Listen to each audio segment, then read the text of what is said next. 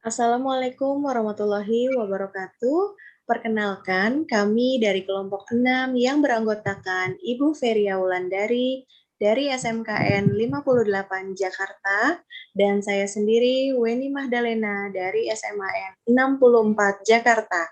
Kali ini kami akan menampilkan simulasi coaching dengan model Tirta dengan topik penanganan murid terlambat. Untuk simulasi ini, yang berperan sebagai coach adalah Ibu Feria Wulandari dan saya sendiri sebagai coachee. Selamat menyaksikan. Di ruang guru, Ibu Feria melihat Ibu Weni terlihat murung dan gelisah. Dengan itu, Bu Feria menghampiri Ibu Weni. Selamat pagi Bu Weni. Kemarin Pak Yudi cerita, katanya Bu Weni mencari saya nih. Saya lihat juga akhir-akhir ini Ibu sedikit murung, kemudian juga gelisah. Ada apa Bu Weni? Selamat pagi Bu Feria. Sebenarnya ada yang saya ingin ceritakan dengan Bu Feria. Ya Bu Kira-kira Weni. apakah Bu Feria bersedia mendengarkan cerita saya?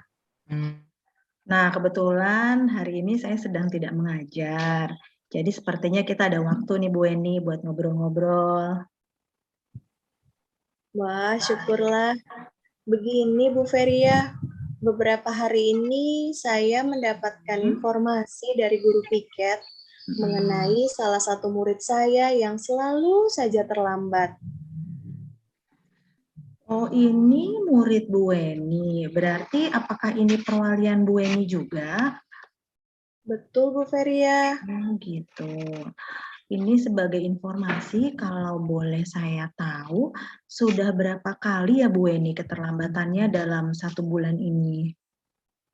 Hmm, saya rasa dalam sebulan ini siswa ini sudah terlambat 10 kali Bu Feria. Wah, 10 kali, banyak juga ya Bu Weni ya.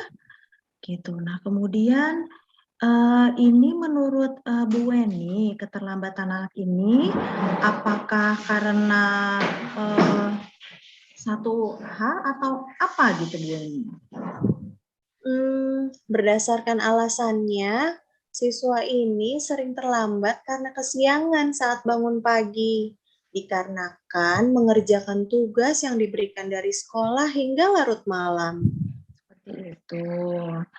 Nah, kemudian Bu Weni, ini kan anaknya beralasan mengerjakan tugas.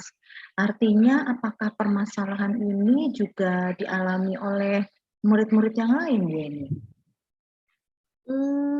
Saya rasa tidak ada murid lain, Bu Feria.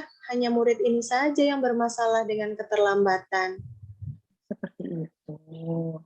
Nah, kemudian Bu Weni, ini berarti menurut Ibu nih, apa yang kira-kira dapat membuat anak ini tidak terlambat lagi, Bu Weni?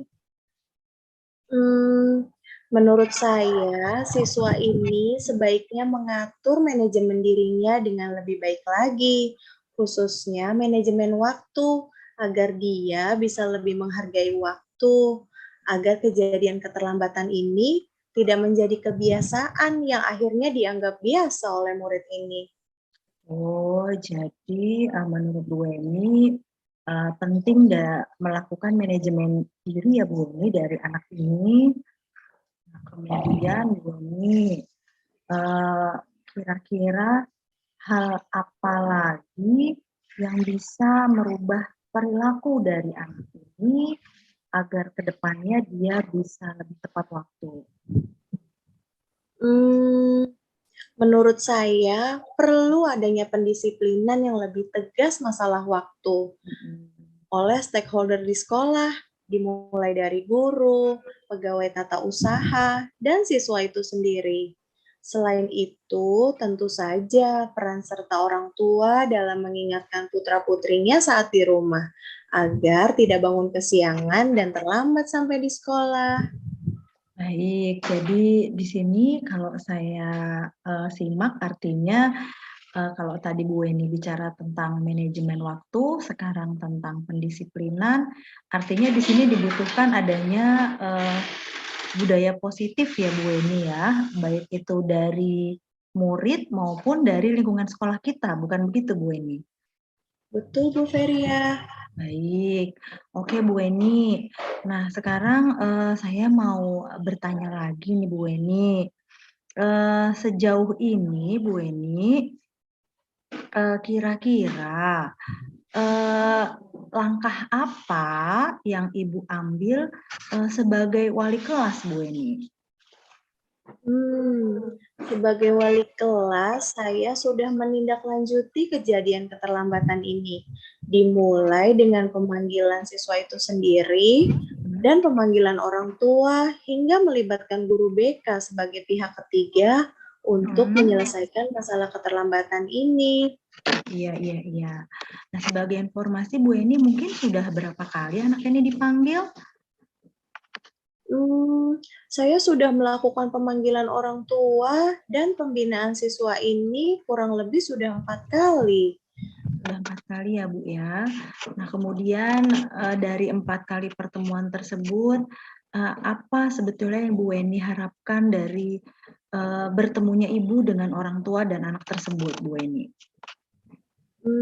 Yang saya harapkan ada efek jerah dan ada bantuan pemantauan pastinya dari orang tua.